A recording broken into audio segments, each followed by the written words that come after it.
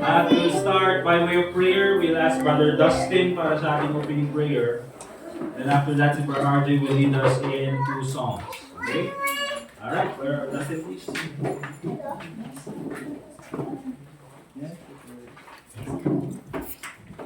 Let's have a word of prayer. Gracious, loving God, maraming salamat po sa araw na ito. Despite the bad weather, we praise and thank you that we are all here, gathered together to listen to your word being preached. Bless every one of us with your spirit and also our speaker later. And thank you, Lord, for everything you've given us that enable us to serve you. We love you, Lord, in Jesus' name. Amen. Let's open our songbooks po on page 220. Let's all stand up mga kapatid. Aawit po tayo para sa Panginoon.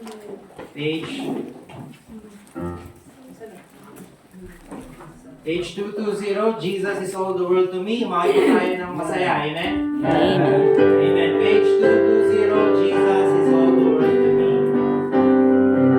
On the first verse, all together now. Jesus is all the world to me, my life, my joy, my all. He is my strength from day to day. Without Him I will fall. When I am sad, to Him I go. No other one can cheer me so. When I am sad, He makes me glad. He is my friend. Jesus is all the world to me, my friend in trial sore. I go to Him for blessings and He gives them more and more. He sends the sunshine and the rain. He sends the harvest, golden grain. Sunshine and rain, harvest of grain. He is my friend. Jesus is all the world to me, and true to Him I'll be. Oh, how could I His friend deny when He's so true to me? Following Him, I know I'm right. He watches for me day and night. Following Him by day and night. He is my friend. Jesus is all the world to me. I want no better friend. I trust Him now, I trust Him when life's fleeting days shall end. Beautiful life is such a friend. Beautiful life that has no end. Eternal life, eternal joy. He is my friend. Amen. You may be seated, mga kapatid. Let's sing another song po. Page 216. Surely goodness and mercy. Page 216.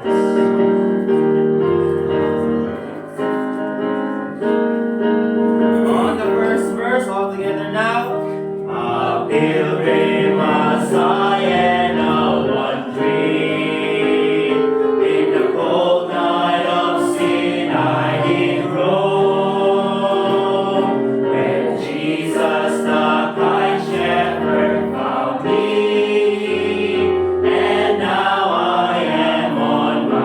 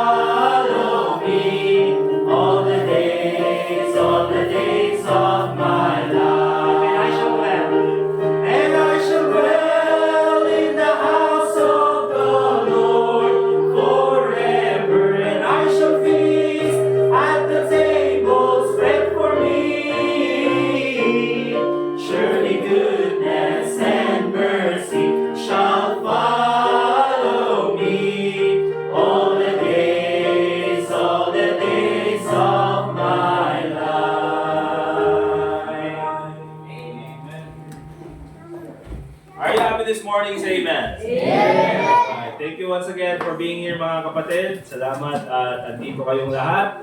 At kahit na makulimlim ang panahon, ay hindi nyo yan hinayaan na maging hadlang sa ating pag-worship ngayong umagang ito. Okay? At dahil dyan, lahat kayo ay praise God sa inyo. Bigyan ng jacket lahat. Ng jacket ito. Alright. Announcements lang po sa mga gagawin natin this coming month. So, next month na is July. Okay? So, July 6 mga kapatid, afternoon, yun po yung ating fellowship. So, yung men's fellowship dyan po sa labas, and ladies fellowship dito sa loob. At ang gagawin nating men, pag natapos tayo, wala munang papasok. Okay? Para hindi sila may istorbo pa na. Kasi nung pagkatapos na pumasok tayong lahat, parang na ano sila, na napigilan tuloy yung mga luha nila. Kaya, tambay muna tayo doon sa labas. Okay? So, next Sunday na po yan. So, afternoon service, wala tayong afternoon service next Sunday. We'll just have men's fellowship sa labas, and then ladies fellowship dito sa loob. Okay, iniisip ko nga men, di ba? Since andun tayo sa labas, meron naman tayong portable stove. Tiramin din tayo nga tayo niya. Samtrip tayo na lang. Ingana ko. Ingana. So, ang amin na kahit yung mga ka-age ko, agala ko yung uploadipin, kasi may gosartan. Okay, so next Sunday po yan. Also, July 13, mga kapatid, the Sunday after, wala din tayong service ng hapon kasi July 13 ang gagawin natin, mag-general cleaning tayo dito. Amen ba? Okay, so linisan natin yung mga walls, mga yan, mga bintana. Tapos doon sa hallway, kuha tayo ng tawag doon, floor wax, di ba? At i-wax natin yan yung sa mga bathroom. Kasi July 14 yung pasukan dito sa school. So, try natin ayusin yung mga dapat ayusin dito sa church natin. No? Yung fan, inisan natin yon. Ano pa, kayo nang bahalang tumingin kung anong dapat ayusin. Okay? Yung mga dyan sa labas. Okay?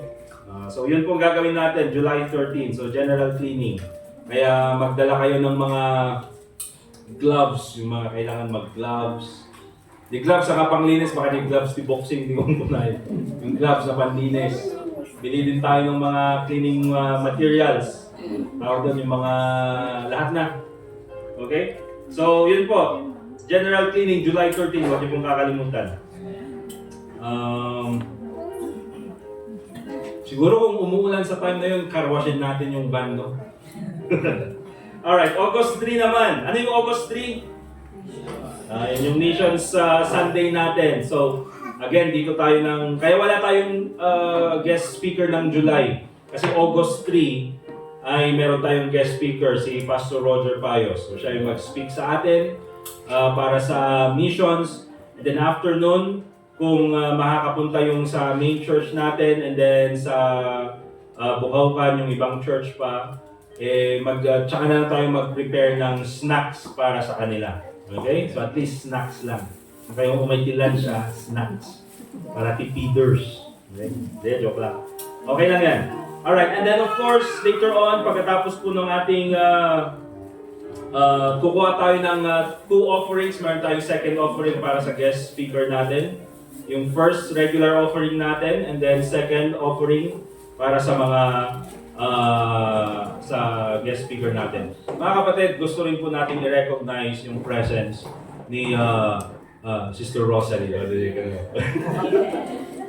Yeah, akala niya hindi siya mapapansin. So, yeah. So, matagal na nawala si Sister Rosalie at gusto niyang ipaalam na hindi pa siya nag-asawa. Naging teacher kasi doon sa inadirahin si Rosalie. Hindi, Cervantes, di ba? Oh, nakuha agad kasi siya pagka-graduate ay pagkapasa niya doon sa LET, kinuha agad doon kanyang hindi ka lang nag-eskwela niya, sis. Yung kanyang alma mater doon sa Cervantes. So, we're happy na I think pupunta naman siya dito, pero usually wala kami ni Sis Angel. Tinataon niya na wala kami. Pero ngayon, nandito na siya. So, thank you Sis Rosalie Tanaco-Maika. We also would like to recognize yung presence ni Kenu. Of course, kanahin tayo ng Kenu. Kenu! Ayos, ayan. Alright. Also,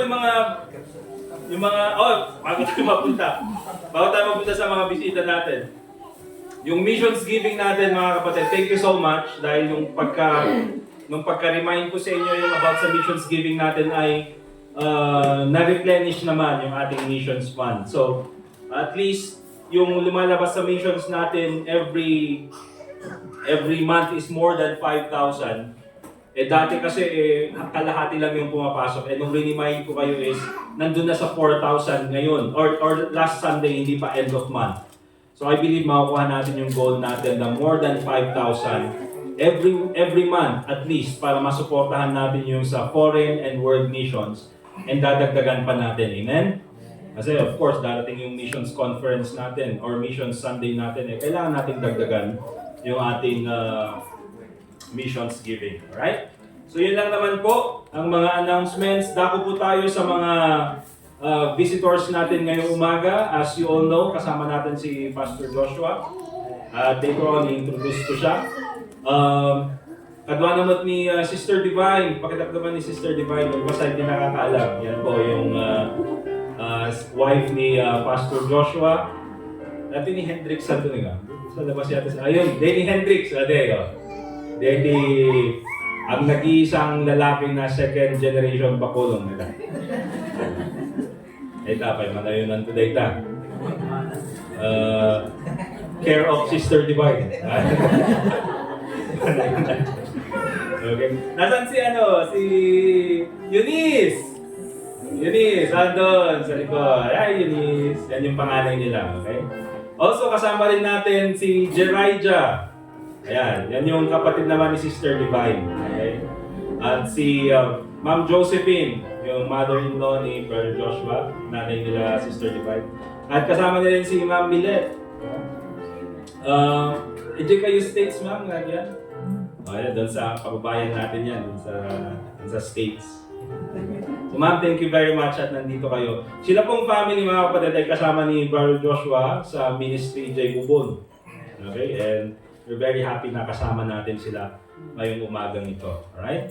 So later on, i-introduce naman natin si Pastor Joshua, very important introduction. Alright, for RJ, one more song please, bago yung ating preaching.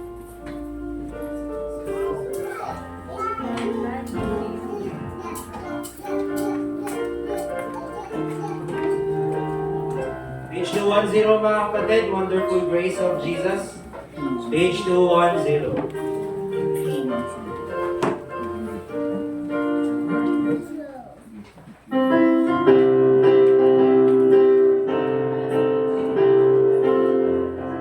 On the first verse, all together now. Wonderful grace of Jesus, greater than all my sin. How shall my tongue describe it? Where shall His grace begin?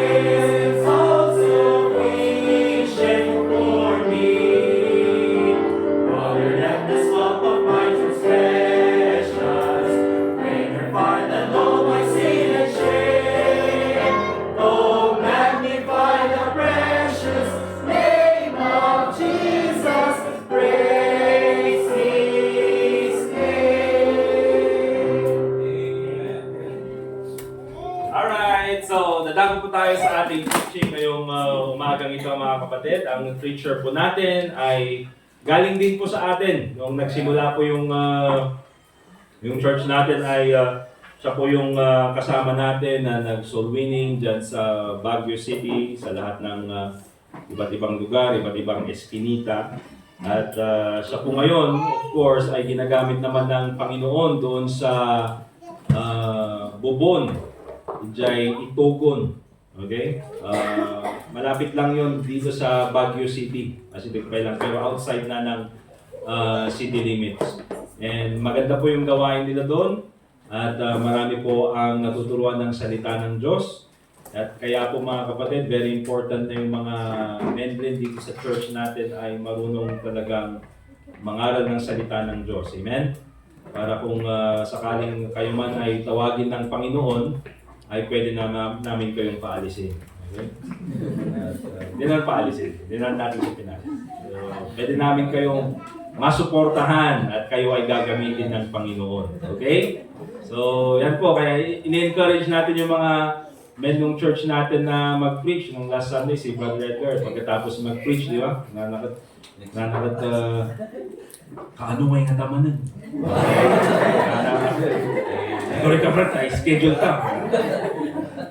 At sabi naman ng iba na-encourage naman.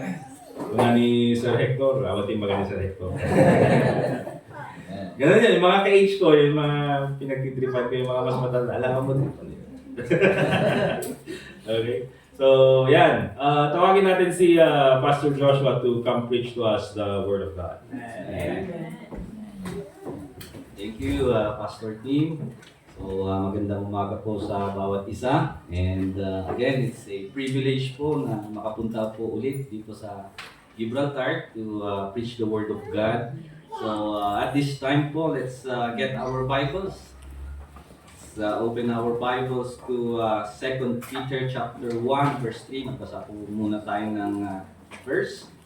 2 Peter chapter 1 verse 3.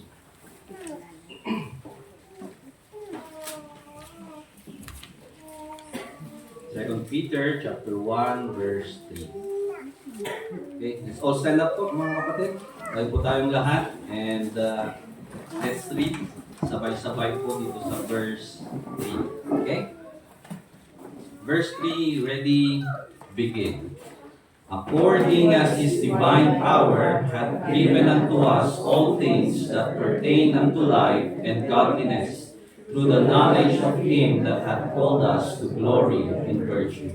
Heavenly Father in heaven, we thank you once again for the opportunity to learn from your words. Please bless the preaching of your word. We pray, Lord, the Holy Spirit to move in our midst, Lord.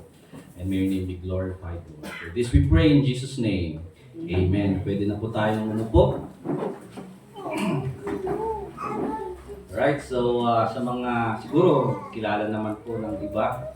Kilala nyo na po siguro ako, pero yung sa mga hindi pa, i-present ko lang po yung work natin dun sa Itogon. And yung mga ibang men po dito nakapunta na po doon. So, nag-start po yung work natin doon 2020. Ito po ata, I believe, dito sa High Crest is dito sa Gibraltar, nag-start na 2018. So, 2018.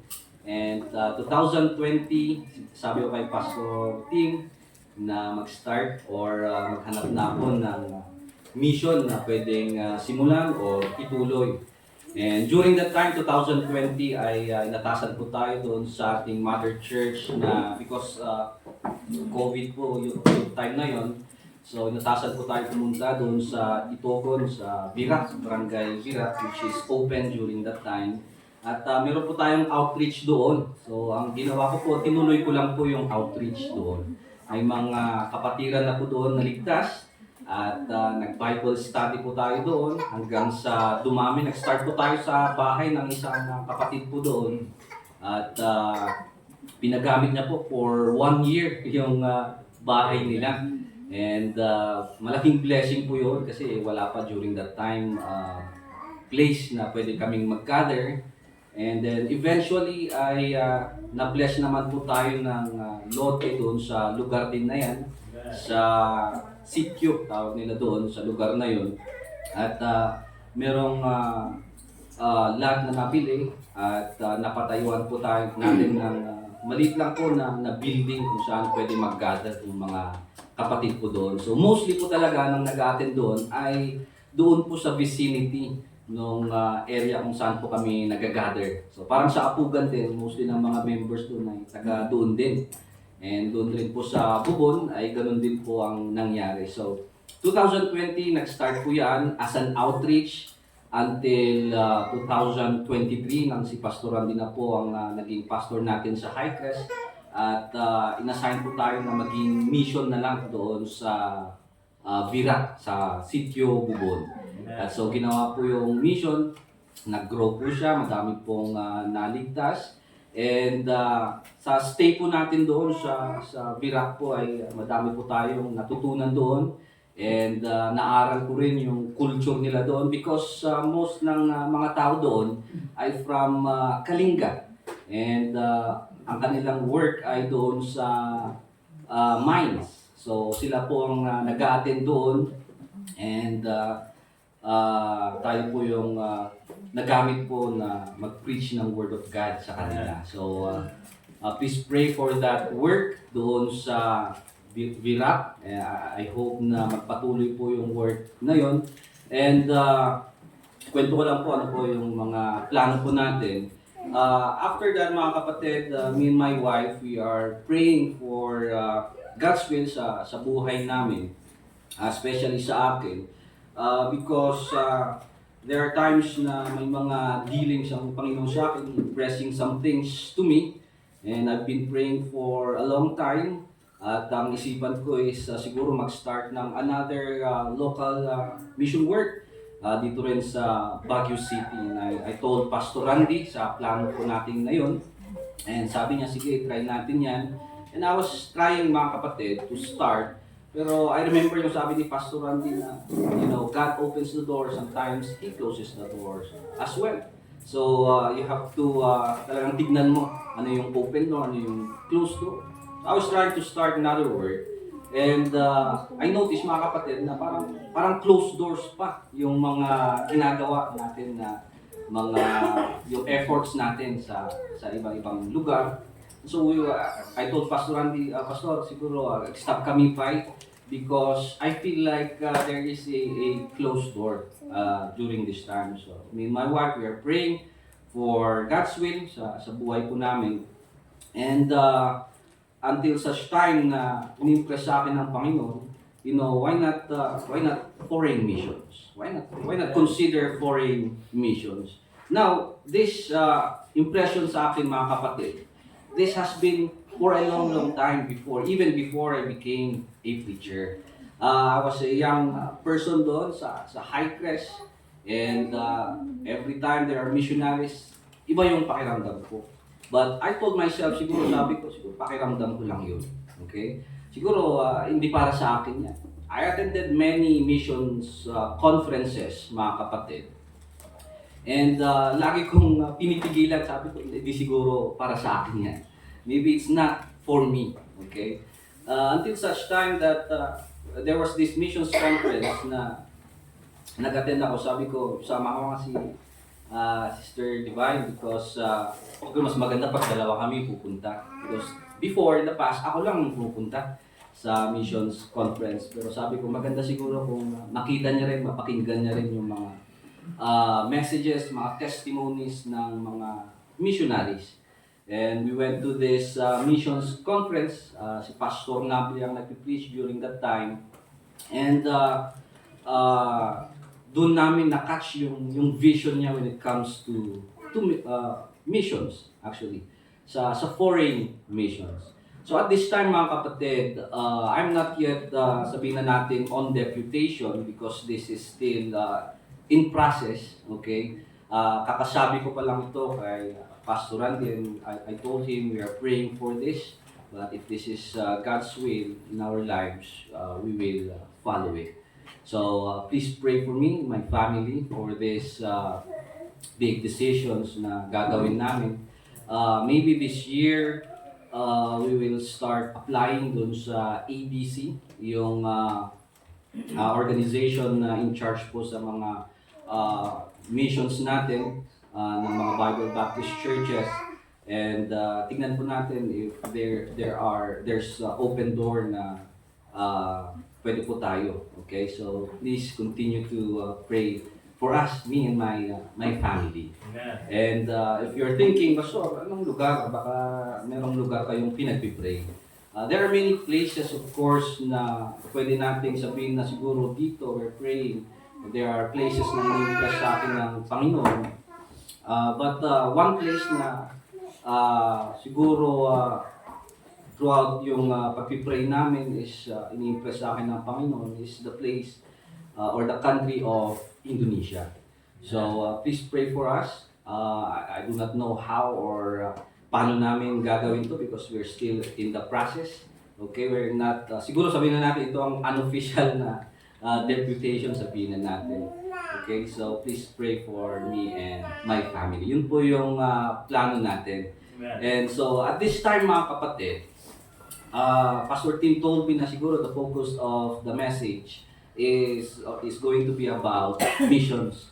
So I will try my best mga kapatid to encourage you, to challenge you when it comes to missions. Okay? So yung binasa po natin kanina, doon sa 2 Peter chapter 1 verse 3. Sabi ng Bible, according as His divine power, gusto kong mag-focus tayo sa phrase na ito, hath given unto us all things that pertain unto life and godliness. Ang sabi ng Bible mga kapatid, all things that pertain unto life and godliness. Ibig sabihin mga kapatid, kung tayo po inaligtas, binigyan po tayo ng, na-indwell po tayo ng Holy Spirit, God has not left His people empty-handed. Hindi naman po tayo iniwan ng Panginoon or na-save lang tayo, bahala ka na dyan. Hindi mga kapatid.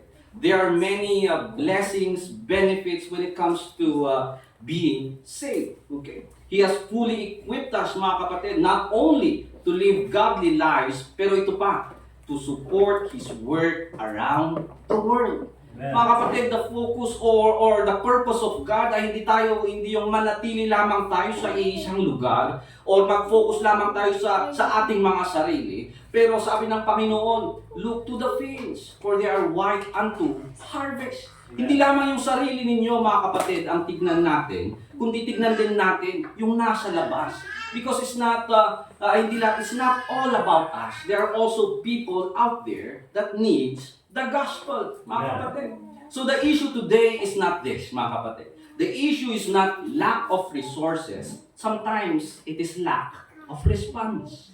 It's not because we don't have resources, but the problem, mga kapatid, is there is no response when it comes to the people of God. It's lamang awanti pagananuda. Okay, missions, okay, good job. Tap the back and then bye-bye. Alright. Pero nasaan mga kapatid yung puso natin? Nasaan yung desire natin when it comes to foreign missions? Is it only about us? Yun lamang ba mga kapatid ang nakikita natin? Okay? So at this time, I want us to see mga kapatid, the title of our message this morning is this: how much more do you need? How much more do you need? Number one, in our outlines, let's set up a foundation mga kapatid. Tignan natin yung mga binigay sa atin ng Panginoon. Number one, God has already given us everything we need. Also for missions. Okay? Nagadutinted na para kanya tayo kakabsat. Okay? We have many, sabihin na nating blessings that comes from God na pwede nating magamit.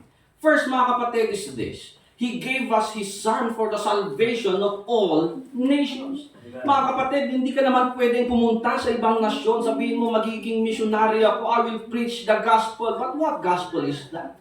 That is the death, the resurrection of Jesus Christ. Sabi sa John 3:16, for God so loved the world that He what? Gave His only begotten Son. If there's one mga kapatid who first gave, who is that? That's God Himself. He gave us His Son. God already gave us the greatest gift, and that is His Son. For what, mga kapatid? Is it only for you? No, not only for you, mga kapatid, but for the redemption of the world. Okay. Yes. Missions begins not what we give, mga kapatid, but with what God gave first. There will be no missions, mga kapatid, without Jesus Christ dying on the cross. Actually, He is the first missionary, mga kapatid. Okay. So if God did not hold back His Son, why do we hold back our support for missions? No iso na mismo kakabsat, at iti puso na para iti misyon, para iti lugo, for the salvation of the world. Why, mga kapatid, tayo ay pinipigilan natin? Or hindi tayo, wala yung puso natin when it comes to mission? So not only His Son for the salvation of the nations, but another one is, He gave us His Spirit for what? To burden our hearts. Mga kapatid, in John 14 verse 16, okay? The Bible says, basahin ko lang yung phrases doon. Nasabi niya, He shall give you another what? Comforter. And who is that? That's the Holy Spirit, mga kapatid. Even the Spirit of truth. Instead na kakabsat, binigay niya sa atin the Spirit of truth. And it is not only to comfort us, but also to what? To convict us, to compel us, and commissions us. Ito mga kapatid, the Holy Spirit is the one impressing things to you, showing things to you mga kapatid, encouraging you, convicting you, compelling you to do something for Him. Who is that? The Holy Spirit. That is His job. He's giving you the burden mga kapatid, in order for you to do His will. So you need to be, mga kapatid, you need to be sensitive to the leading of the Holy Spirit. Mga kapatid, in our ministry sometimes ay ginagawa natin like a routine. Okay? Na para bang wala na doon yung leading ng Panginoon. The Holy Spirit, we're just doing it out of routine. And sometimes even doon sa mga young people po natin, sabi na when it comes to soul winning, I tell them, do not just do this, just na parang method lamang ito. Okay?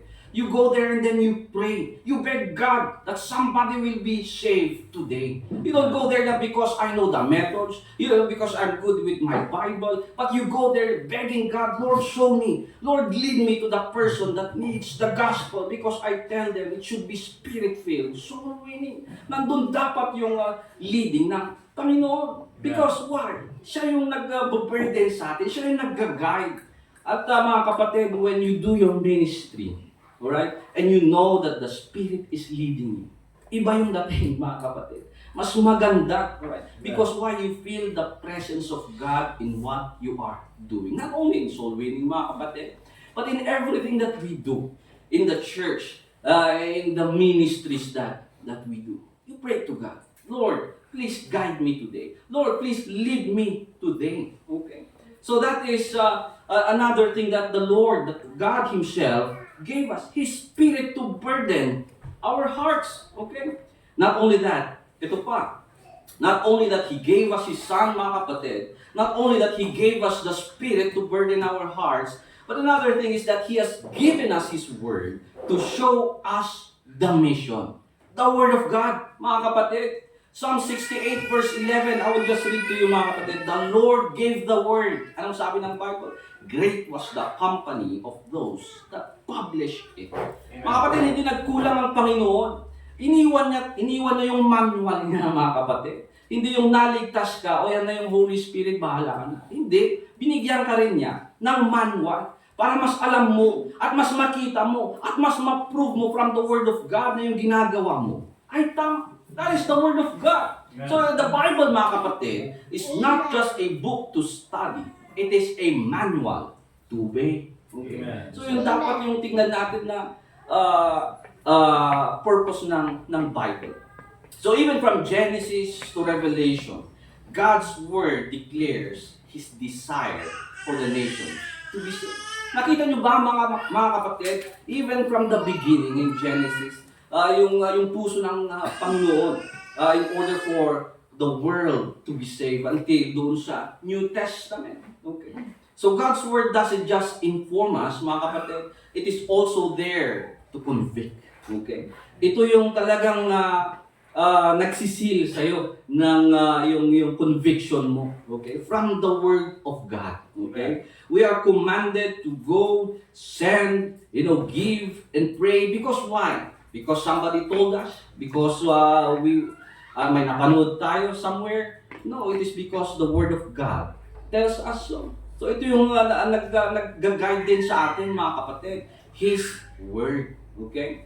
Another thing is this. Not only His Word, tingnan nyo mga, ang daming binigay ng Panginoon para sa atin. Okay? Another thing is this. He has given us His shepherds to equip the church. He has given us His shepherds to equip the church. In Ephesians 4 verse 11 to 12, anong sabi ng Bible? He has given us what? Pastors and teachers for the perfecting or maturing of the saints. For the work of the what? Ministry.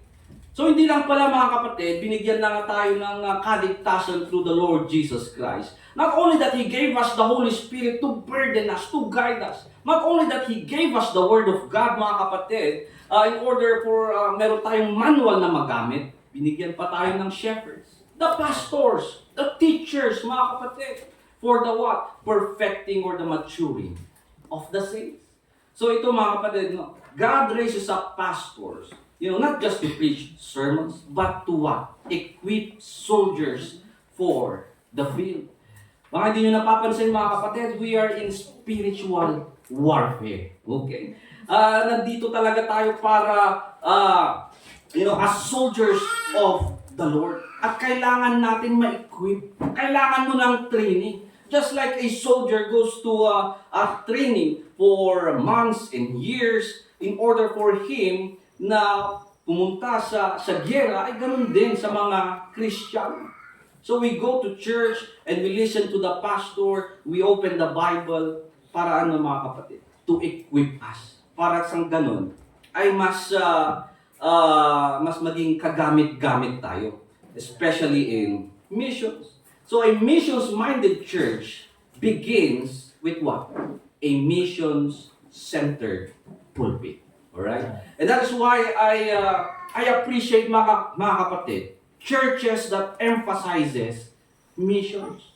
Ito mga kapatid, in the past, when we started in Vira, okay, I thought na sabi ko, we're just starting. How can we support missions? Why or how can we support? We are just starting ourselves. Sabi ko, hindi pa nga kumpleto yung bubong. Dati wala pa kaming pader. Okay. So I thought, mga kapatid, how or why should we support missions? But there was a time, mga kapatid, yung sabi ko sa inyo, I attended this missions conference. And one pastor there, ay parang na-challenge ako. Ang sabi niya, to start a church. Okay, sabi niya, how can I start a church? By what? By supporting missions. That even though I'm a mission, I will support other missions as well. Because the Bible says, mga kapatid, tulungan ito. It's not just all about you. Okay? So na-catch ko yung vision niya na yun. Sabi ko, man, I focused too much on myself.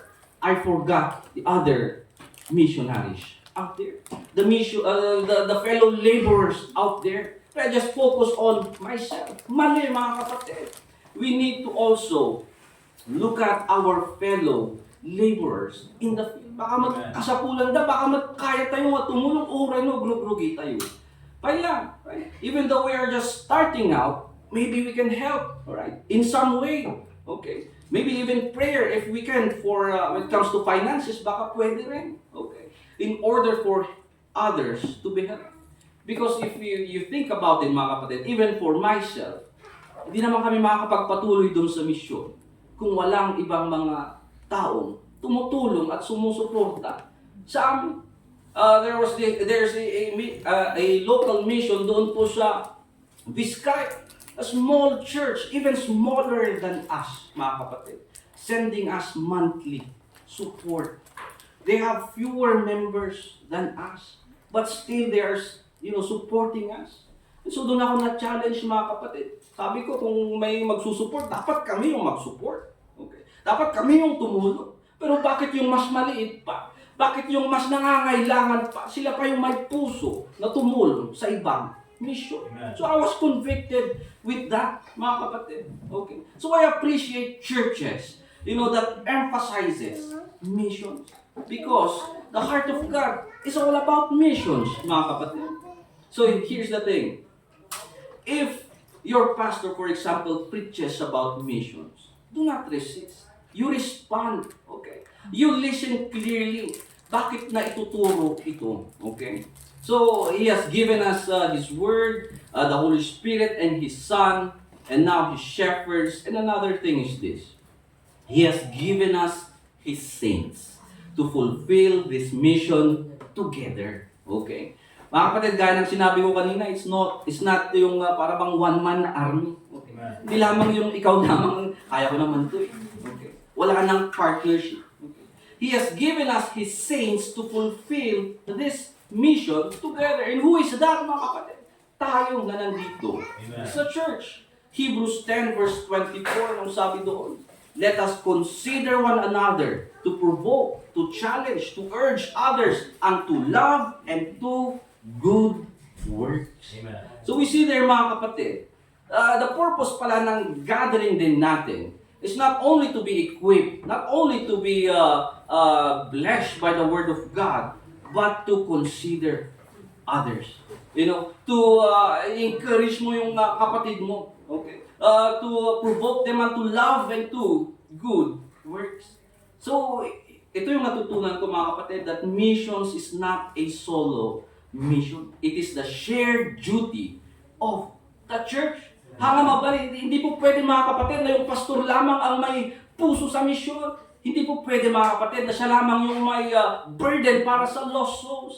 It should be all of us, mga kapatid. We share the vision together. And in this fight, and in this mission, mga kapatid, you are not alone. Okay? God has placed you among people who share the burden and can help you carry it. Kaya ang ganda, mga kapatid, mag-attend sa mga missions conferences. Gaya ng announcement kanina ni Pastor sa August. Okay. Will you attend the missions conference? I hope you do, mga kapatid, because importante po yun. Maririnig ninyo yung mga testimonies. Makikita ninyo, mga kapatid, the stories and the challenges there. And it will help you na yung bang bumalik yung fire sa loob mo. Okay. So we need that also. Alright? So, even if you are, even if you never leave the city, for example, you can still be part of sending light to the nations. You can still be part in missions, mga kapatid. Okay? So, madami pong binigay ang Panginoon para sa atin, hindi po ba? Okay? So, not only His Word, not only the Spirit, not only His shepherds, not only the saints, mga kapatid, pero ito pa, He has given us His servants as examples to follow. Okay? In Philippians 3 verse 17, ano sabi ng Bible? Mark them which walk so as ye have asked for an ensample or example. Okay? So, makikita mo doon, mga kapatid. Alright? That there are people na kailangan nating tignan as an example. And the missionaries, mga kapatid, the missionaries that your pastor is inviting to come here and speak, mga kapatid, you listen clearly to them, alright? Now, these missionaries, mga kapatid, hindi naman sila yung spiritual heroes or whatever, mga kapatid, but they are good examples to follow, especially if you catch their vision, okay? Especially, pag nakita mo yung puso nila. It's just so sad, mga kapatid. I was just talking to one missionary, I think last year or a long time ago. Sabi niya, na-invite ako sa isang church. And I went there. Sabi niya, Pastor, hindi man lang ako pinag-speak doon. Hindi man lang ako binigyan ng opportunity to present yung vision namin sa country na pupuntahan namin. Wala man lang naibigay para sa amin. Now, mga kapatid, just to be clear, hindi naman sila pupunta doon para, di ba, to be like beggars na humingi sa atin. But they need it because why? They need something to use in order for them to go to the mission field. Okay? So they're looking for partners, and sometimes, instead of a partner, hindi nila nakita yung hinahanap nila. And so, they go home empty-handed. Okay. So these people, mga kapatid, these people reminds us that God can use ordinary people for what? Extraordinary work. Okay. Especially when that person is surrendered. So, when it comes to missionaries, mga kapatid, don't just admire missionaries, imitate their obedience. It's not easy, mga kapatid, to just one day decide, ang ganda ng buhay mo dito sa Pilipinas. Okay, you can go to SM, you can go to Session Road, you can go to Burnham Park, and then one day, you will see yourself there in Africa, helping the people there. Okay, together with your family. Not everybody can do something like that. Or can sabihin na, yung mga anak ko, ipupunta ko doon in Africa or in communist China or whatever, mga kapatid. This is not something, but itong mga tao ito, mga kapatid, they have a vision.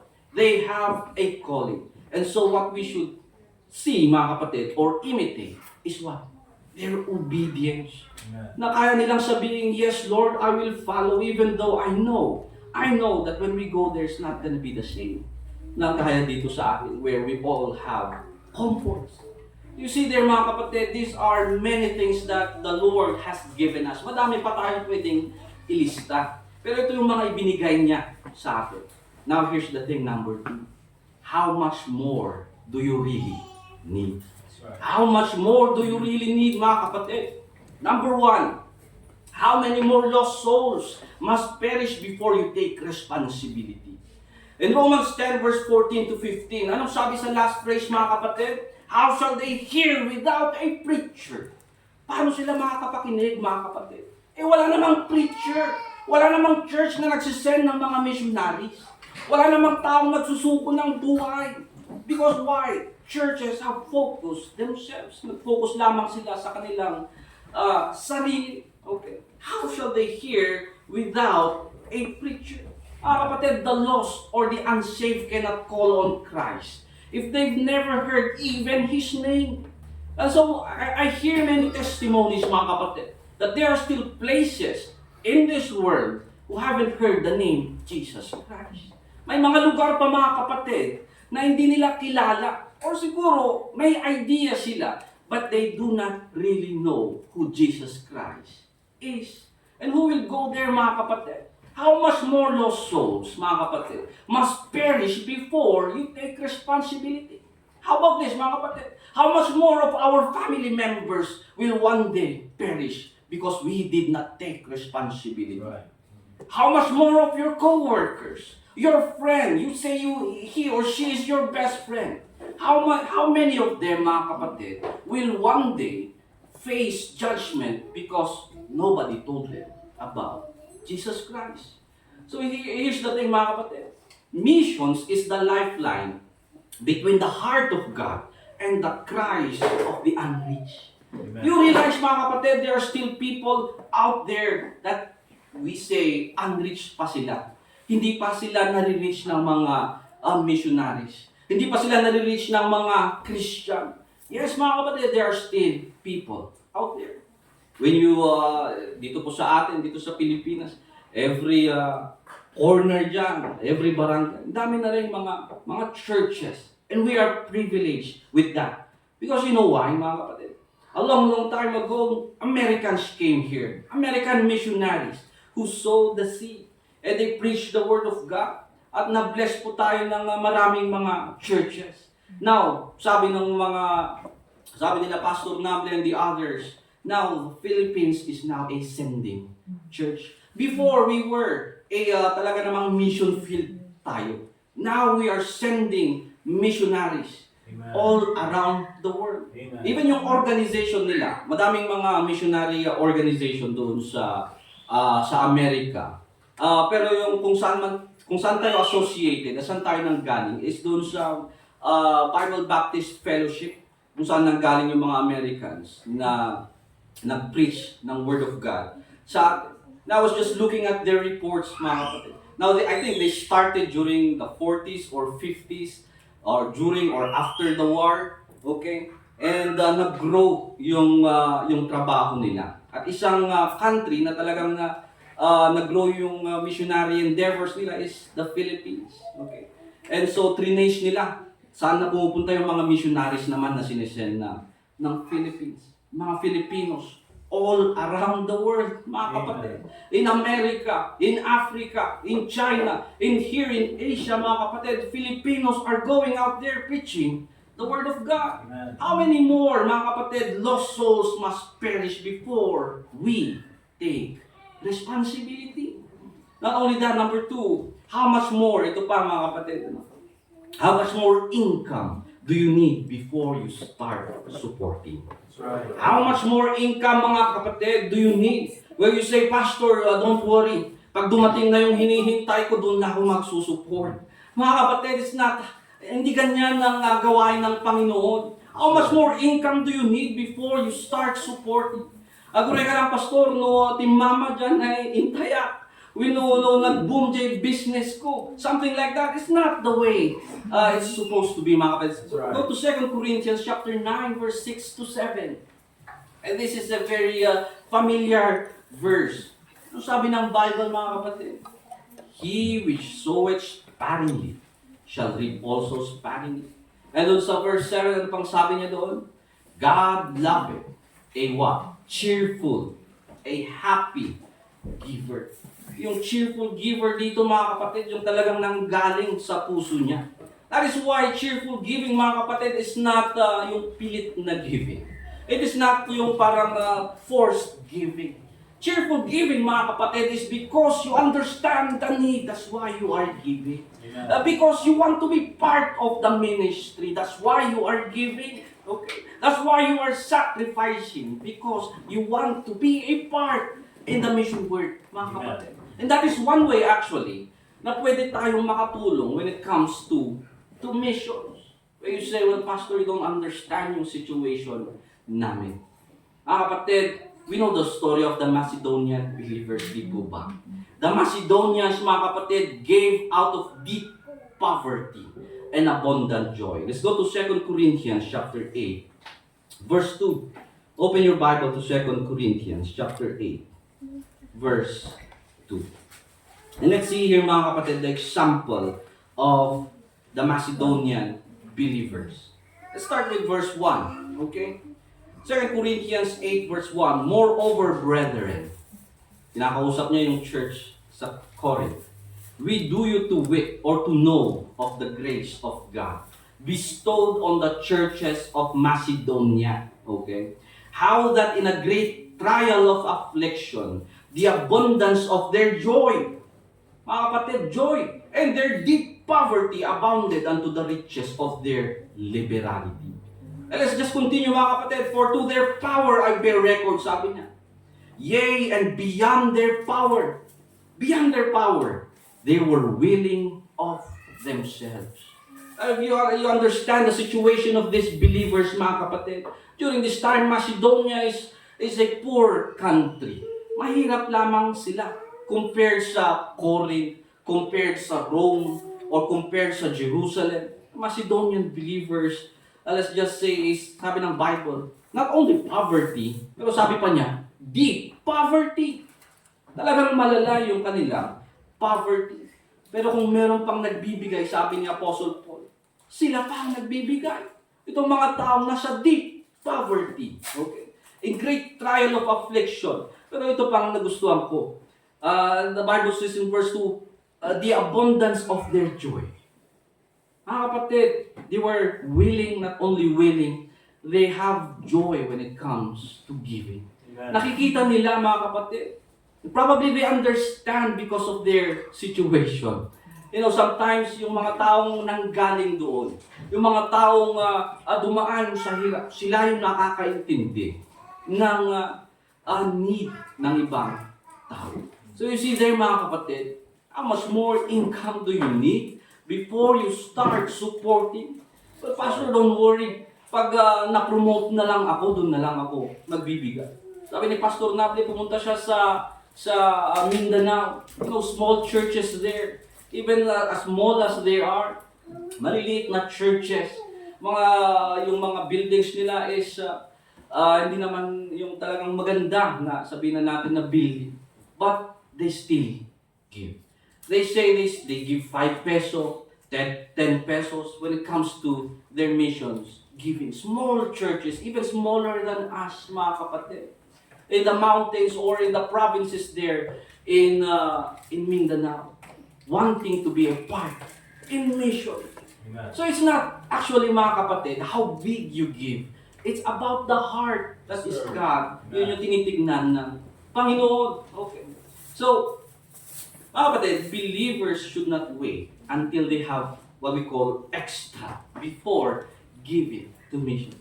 But you know you can start now giving to missions, mga kapatid. Don't you know that you can start now even though you don't have that what we call extra na sinasabi natin? You can start now, mga kapatid. Because the gospel is not a luxury. It is a lifeline. Alright? And as time goes by, mga kapatid, many more people are going to hell. And so, anong hinihintay pa natin, mga kapatid? We're still waiting for that extra na pupunta sa atin. No, mga kapatid. We need to start now. Here's a quote for you, mga kapatid. You can give without loving. You can give without loving because you just wanted to. But you cannot love without giving. Amen. Mga kapatid, you can give without loving. Oh, sige, sabi naman nila. Pero iba pa rin, mga kapatid, when it comes from your heart. Because when you love, you need or you should give. Right? You can give without loving, but you cannot love without giving. Amen po ba, mga kapatid? Amen. Number 3, how many more missionary reports, mga kapatid, must you hear before you get involved? Okay? How many more missionaries will stand here, mga kapatid? Will you say, ay, hindi pa ako masyadong na-convince. Kulang pa. Mag-invite pa kayo ng maraming missionary. Hindi pa ako convinced. Okay. How many more missionary reports, mga kapatid, must you hear before you get involved? Okay.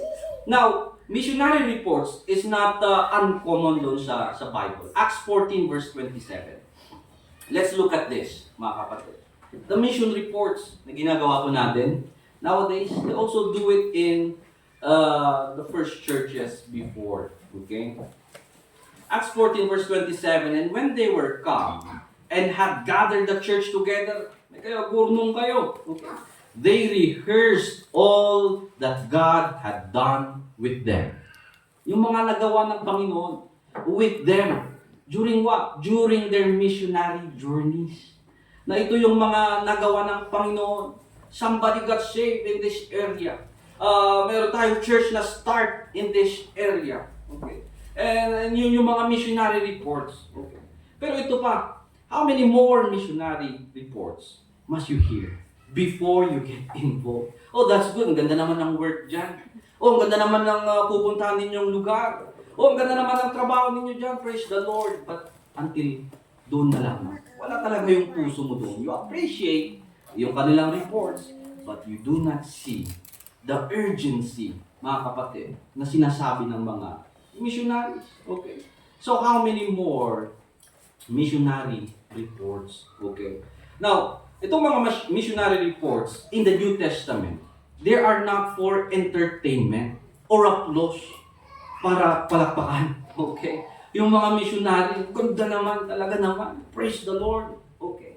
Sometimes, when you really talk with missionaries, of course, when they stand here, sabihin nila yung mga magaganda. Okay. I tried sitting with missionaries and talk with them during when it comes to their hardships sa mission field. Okay. And there are many hardships, mga kapatid, na hindi alam ng churches. Okay. That's why it's very important, even to encourage the missionary. Okay? And so, itong mga ginagawa nila, it's not for entertainment or applause. Okay? They are to stir the church to what? Greater partnership. Mga kapatid, partnership ang kailangan dito. I once heard a person say, well, I don't believe in deputations where you go church to church and you partner with people. So I talked to this missionary before. I told them, what can you say when it comes to people who do not believe in deputations? Sabi niya, Okay lang naman doon. Okay lang din naman yun kung ganun talaga ang paniniwala nila. Pero ang focus kasi natin dito is partnership. Church partnership.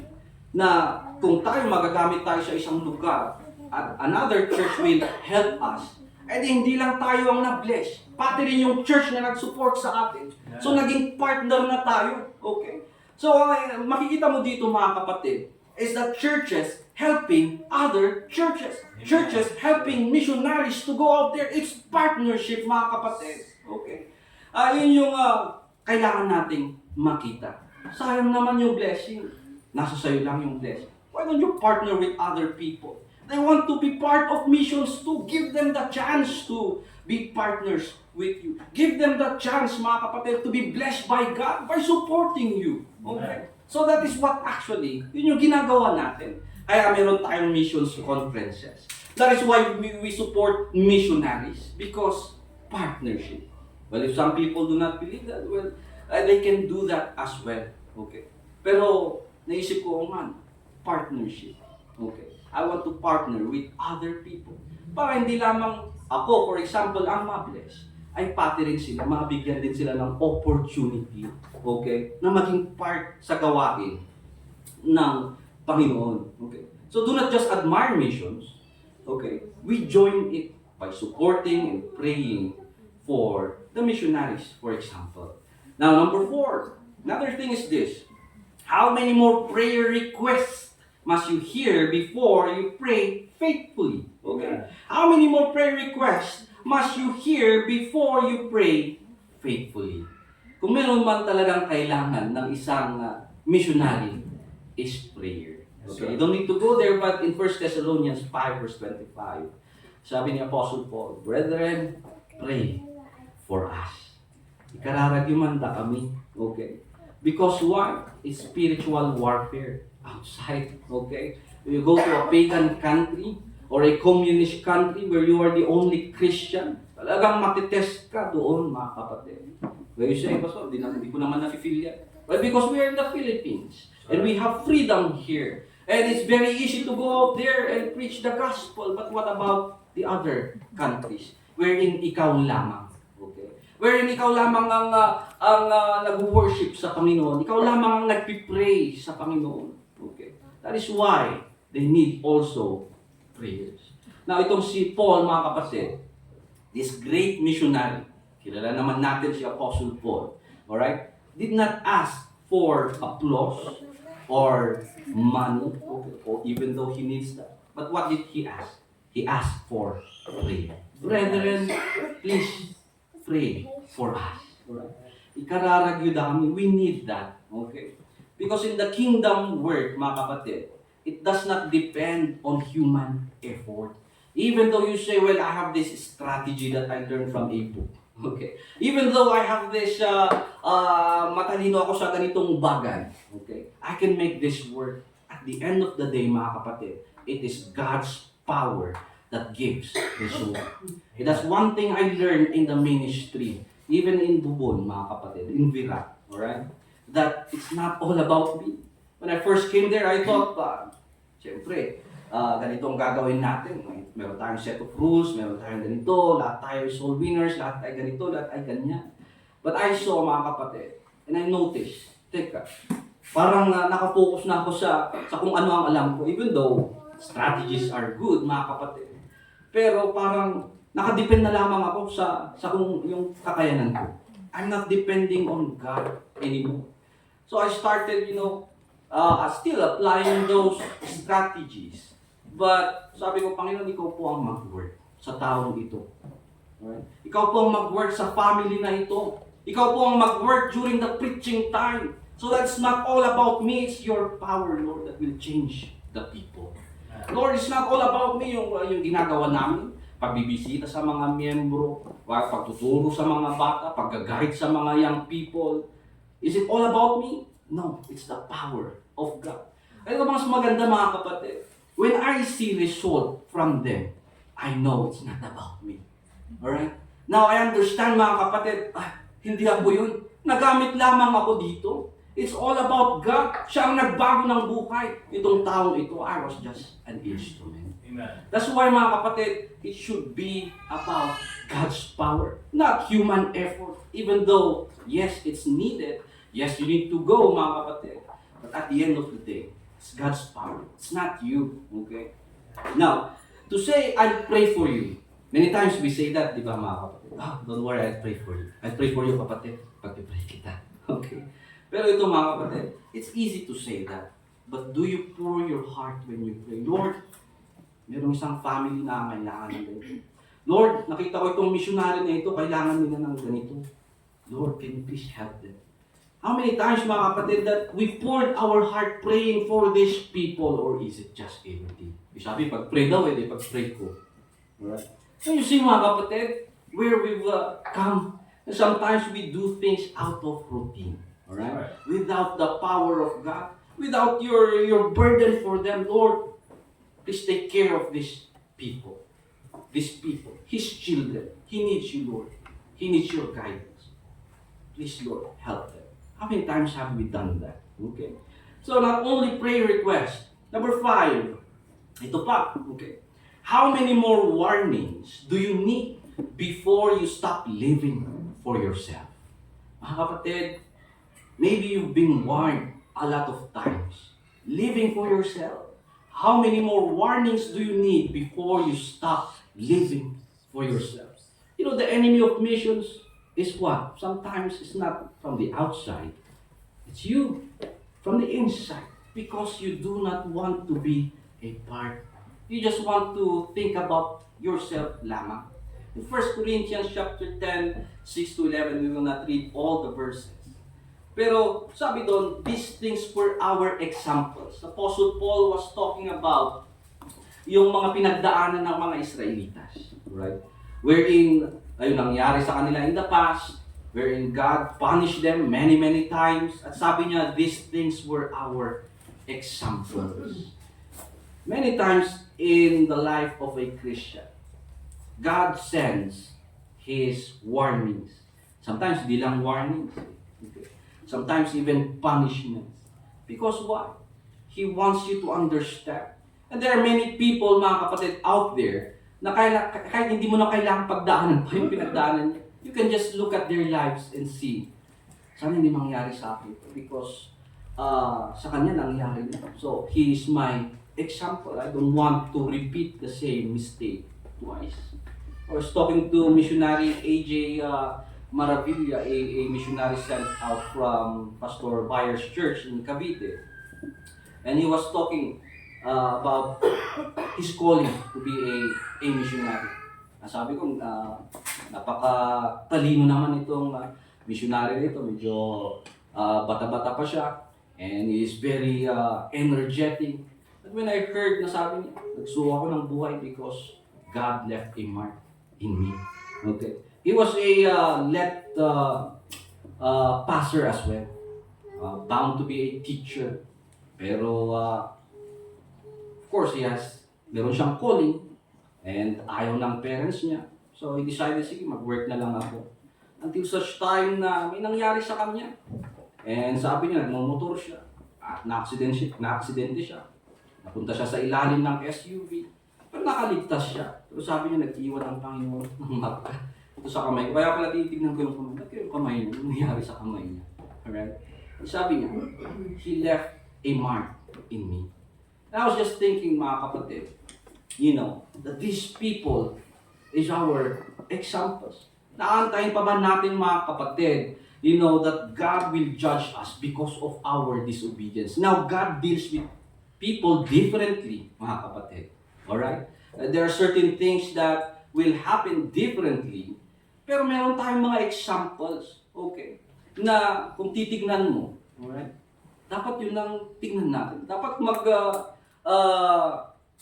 mag-heed tayo sa warnings ng Panginoon. Okay. So how many more warnings do you need before you stop living for yourself? Alright? Here's the thing, mga kapatid.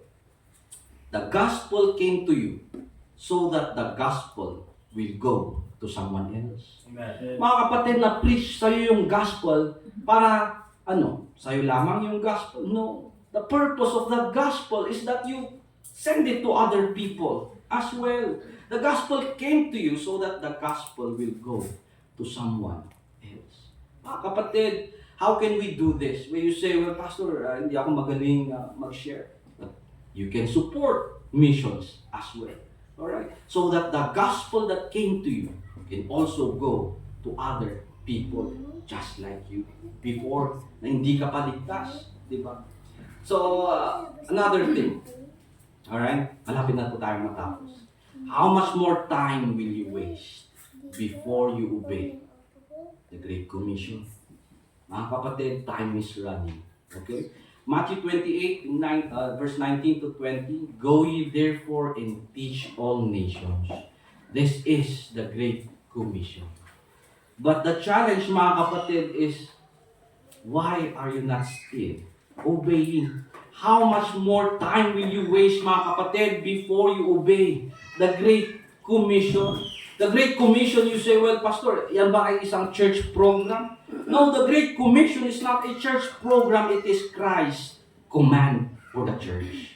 Here's the thing. Delayed obedience is disobedience. Mga kapatid, you say, well, tsaka na pag masigla na ako. E paano pag hindi? Okay. At saka na pag meron akong ganito, meron akong ganyan, comfortable na ako. Okay. E paano pag hindi dumating yun? Hindi ka na nag-obey. Delayed obedience is still disobedience, mga kapatid. So what are you waiting for? There are people out there that needs the gospel. You see, mga kapatid, we have wasted too much time. And what is the result? There's no more time enough for you to serve. When you say, well, sa wakas, nagsuko na ako ng buhay. Pero, sabihin na natin, for example, nasa age ka na ganito. Okay. When you say, pero hindi na enough yung time. Pero even though you are in that situation, just serve, mga kapatid. Even if you think it's too late, just continue serving. Nagulat ako, mga kapatid, when I was meeting missionaries before, when I attended a missions conference doon po sa Nagilian, La Union. I met a senior brother na kausap ko, hindi ko alam, missionary pala siya. Because hindi papasok sa isipan mo na siya ay isang missionary. Okay? So I was talking with him, chatting with him, alright? And then he said, well, I'm going to this country in Kazakhstan. Okay? Kazakhstan. Okay. Muslim area yun. Medyo hindi ata sila, mahirap ata makapasok doon. But here's the thing, mga kapatid, you cannot question the calling of someone just because they say, oh, dito siya pupunta. So I was chatting with him. And I was challenged, mga kapatid, in his age na ganun, pupunta siya. How much more sa atin na siguro sabihin na natin na mayroon pa tayong time. Alright? How much more time should we waste before we obey the Great Commission? That's why I like the quote and from the song, Only One Life. Only one life till soon be past. Only what's done for Christ will last. Mga kapatid, what is the purpose of your life? Alright? What is God's vision for you na ibinigay niya sa'yo?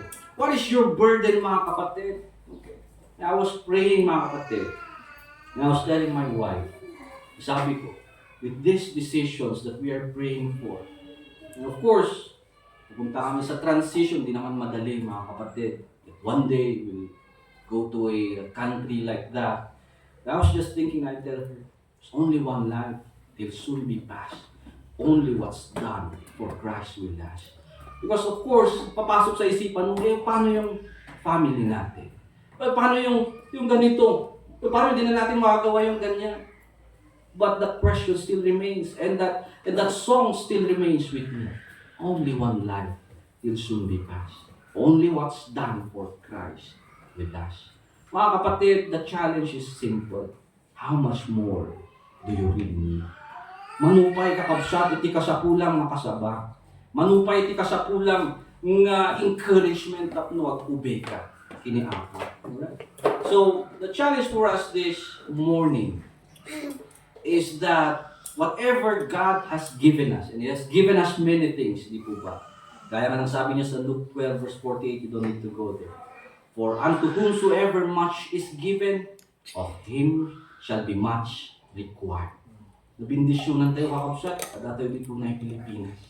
We have freedom here. We have resources here. We have opportunities here. But what about the other people out there? They do not have that. Can we at least help the people going there? Alright? In order for the work of the Lord to continue, mga kapatid, the Great Commission is God's command for the church. How much more do we? Let us pray. Heavenly Father in heaven, we thank you for the Word of God.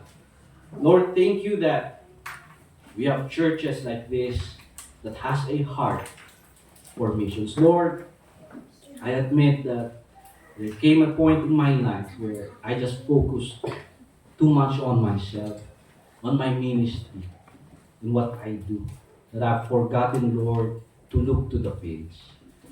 But Lord, you have challenged us to see beyond, Lord, what we can see. And you've given us many things, Lord. Awan itirasun mi, Lord, na ag-disobey ka. So we pray, Lord, that you continue to challenge us, encourage us to do what is right, Lord, especially when it comes to the work of missions. As our heads are bowed and our eyes closed, I will call Pastor Tim to continue the invitation. Let's continue to pray, mga kapatid. And as we continue to pray, clear naman po yung mensahe sa atin ngayon this morning. And I hope that we will respond to the preaching of the Word of God. And we will make a commitment, gumawa po tayo ng commitment na tayo po ay susuporta ng mission. Susuporta ng world missions, foreign missions, local missions. Ito po ay hindi lang kayang gawin ng preacher ng church na ito, but it starts with every individual dito po sa ating iglesia. So may I ask everyone to please come dito sa harapan and make a commitment that I will support mission. Sige po, members ng church, come here in front and pray to God and sabihin mo, I will support missions. I will support foreign missions, local missions. Gagawin ko ang best ko. Sige po, lapit kayo. No need to be ashamed, no need to be embarrassed. Lapit kayo sa Panginoon and make a commitment. Huwag po kayong mahiya. Make a commitment dito sa harapan. Sige po. And if, for example, ay hindi nyo pa gustong mag-commit ng, or make a commitment, that's yours. But for those na nandito sa harapan, thank you for obeying the leading of the Holy Spirit. Sige po.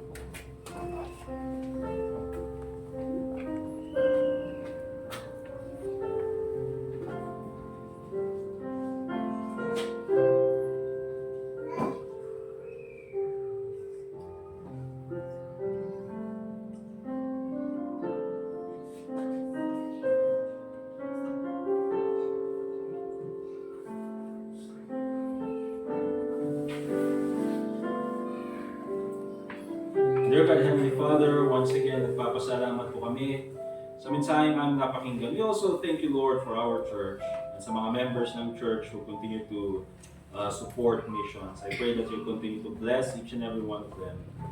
And I pray, Lord, na ikaw din po patuloy sana ang mag-guide sa bawat sa aming Panginoon so that we can do more para po sa missions. So once again, Panginoon, we thank you so much for the challenge na binigay niyo sa amin ngayong umagang ito.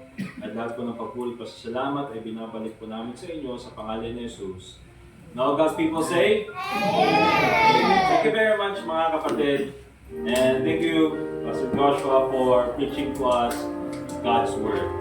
Kunin po natin yung, RJ, pakikuha na rin yung mga, as we prepare po yung ating mga tithes and offering, yung grocery, ilagay lang dito sa harap, pati yung mga gift para kila Eunice and para kila Hendrix.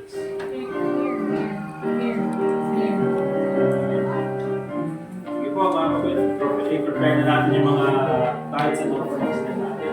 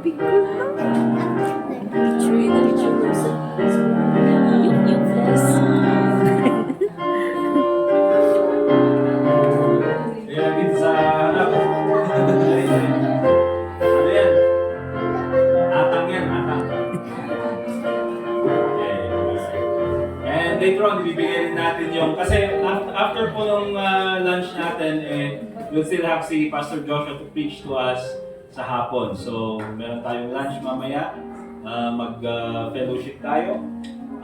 But before nun, let's go ahead and tawagin po natin yung mga ushers natin, si Brother Jason na lang, tsaka si Brother Dustin. And then tawagin natin si Sir Hector para sa ating offertory prayer.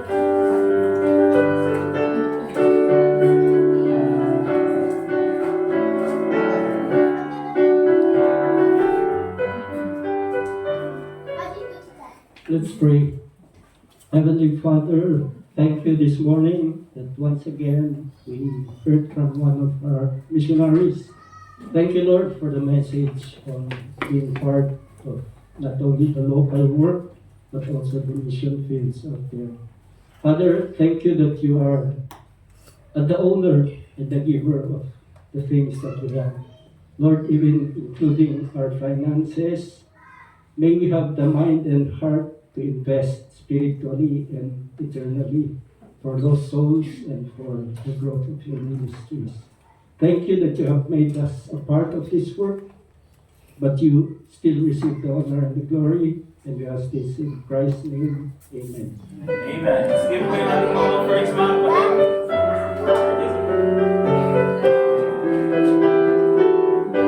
Ito po yung tithes and offering na.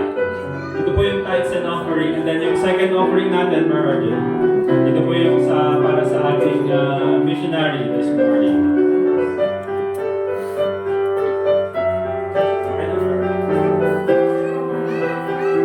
Kay Brother RJ yung second offering. May na po, meron nang nakalaan na love gift. Pero dagdagan lang natin para may pang-extra pa.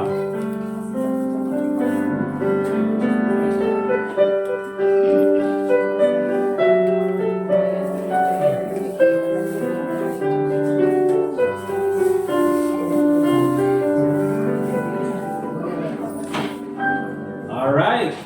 Okay, so again mga kapatid, after po nito meron tayong lunch.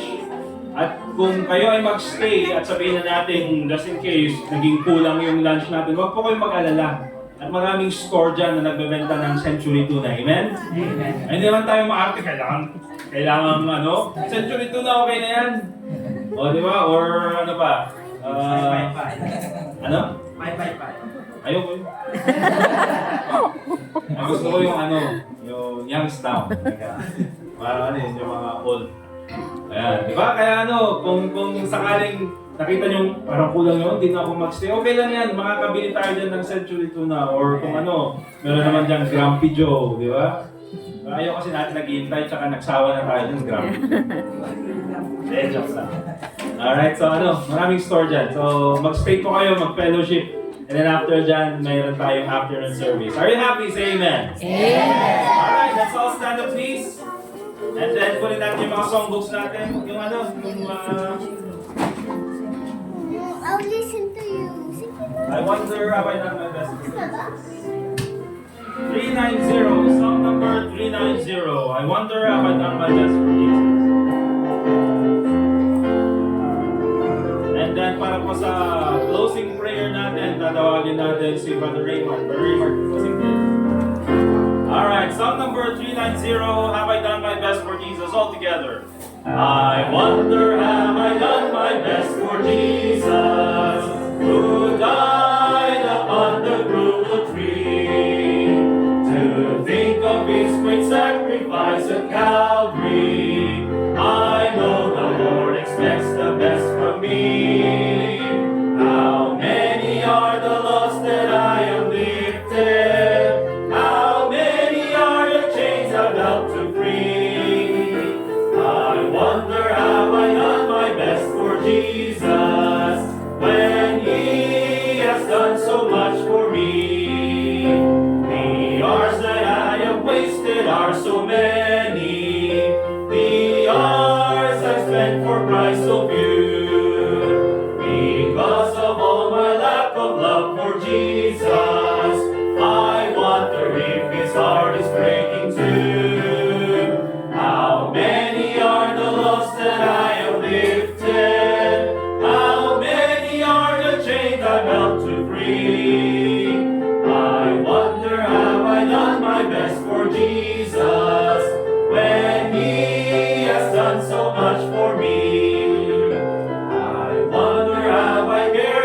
not for others, or have I let them die alone? I might have helped a wanderer to the Savior, the seed of precious light I might have sown.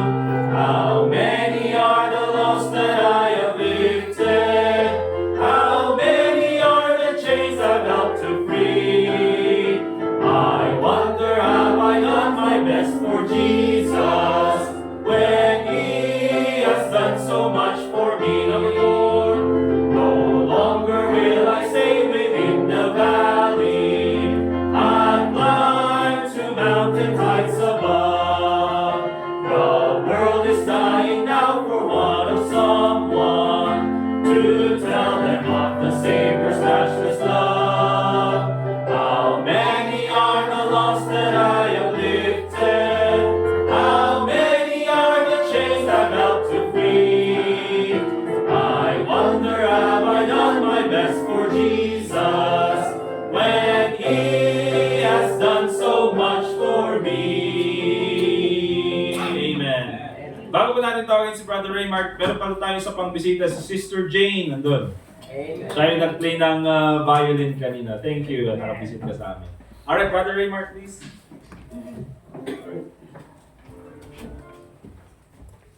Alright, let's pray. Heavenly Father, maraming salamat ulit Panginoon sa araw na ito na nag-worship po Panginoon. Kapasahan po kami sa mga napakinggan pa namin salita. Yung salita pa lang na mag-guide po sa amin for the rest of the week.